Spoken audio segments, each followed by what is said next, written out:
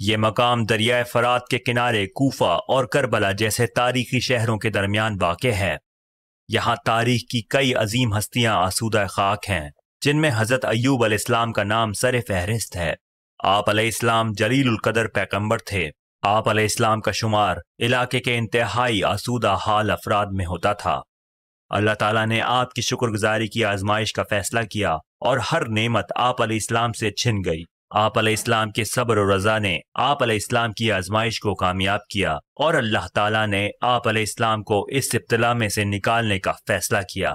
اپنے رب کے حکم سے پیغمبر علیہ السلام نے زمین پر پاؤں مارا اور وہیں چشمہ جاری ہوا۔